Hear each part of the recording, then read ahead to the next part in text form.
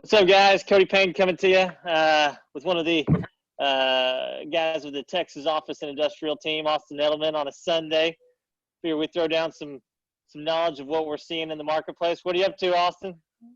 Not much, just hanging out, enjoying this nice weather we're having. Yeah, it's a good day. So I know we've been talking about this a lot, and as things continue to change, and I believe things are getting better and better every day out here in Texas, is more investors have been calling us looking to buy, and I think activity is starting to increase more and more. But what are you seeing? How has since the coronavirus has come to Texas, how have you seen that impact the office and industrial sector and, the landlords and businesses out there?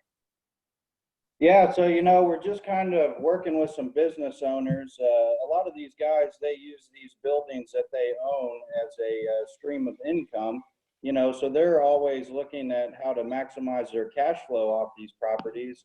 And with the whole coronavirus pandemic, you've seen a good percentage of their tenants kind of move from a work from home concept. And as some of these larger tenants have kind of transitioned their workforce to work from home, they're seeing that there's opportunity to use a lot of these guys off-site. So now, instead of bringing back the entire workforce to some of these tenant spaces, a lot of these guys, they operate 15,000, 20,000 square foot operations.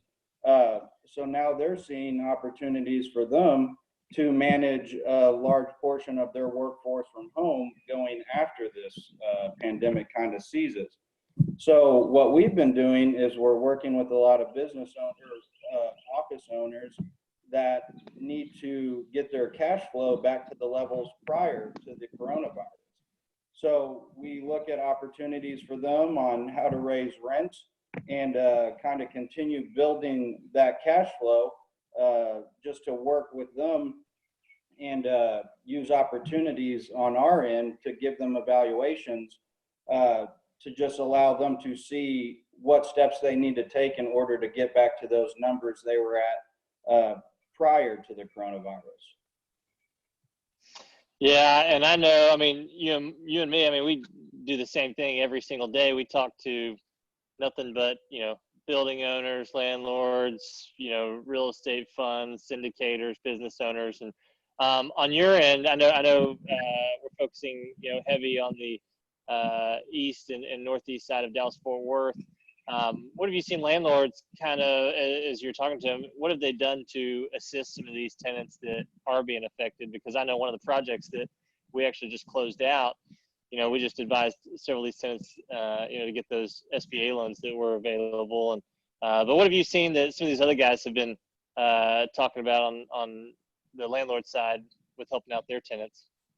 Yeah, so those SBA loans have been very beneficial for some of these small business guys that are looking for ways to get income, because their revenue month to month, they're always looking at projections on a quarterly basis. So the SBA loans really help these guys out when you're 2 to 3 months with kind of no profit. Some, have opportunities to kind of assist where either some of the executives, kind of take pay cuts to make way for expenses that they have to cover. But on the owner side, the landlord side, there's opportunities to either outline a lease, so say you have a lease that's set to expire at a certain time point down the road. Some of these landlords are allowing these tenants to add on an additional 2 to 3 months, depending on what their books look like. So it gives them opportunity to make up for the lost income that they weren't able to bill back to the landlord, when their operations are not working. So we've kind of given them ways to do that. There's different outlets. Some landlords have used security deposits as a way to offset those losses, because a lot of these tenants, they put a pretty good security deposit down, and a way for them to, give back to the landlord is just reducing that security deposit. So if they miss, 2 to 3 months of rent, you can take out a portion of the security deposit as well as a way to continue paying your payments. Yeah, and I know that we had a group recently that owned a project, and they had a tenant that really didn't, their business wasn't affected by the coronavirus, and their lease was up, and they were trying to utilize kind of what's going on to get their rate lower and lock it in for 7 years. And we told that landlord, absolutely not. Let's hold steady. Let's get these guys at a market rate, and if we need to do a short term, 2, 3, 4 month extension on the lease, let's do that. But locking these guys in long term at a substantially lower rate. All that does is just, it kills cash flow, but it affects your building's value, especially if you're looking to sell. And so, no, I think that's great. And, I know our outlook is the same for 2020. I mean, I believe in a very good, strong third and fourth quarter. I think we're going to be doing some big business. I know we've got a lot of really good projects coming out here pretty soon. And so, yeah, no, man, appreciate you checking in on a Sunday on Mother's Day.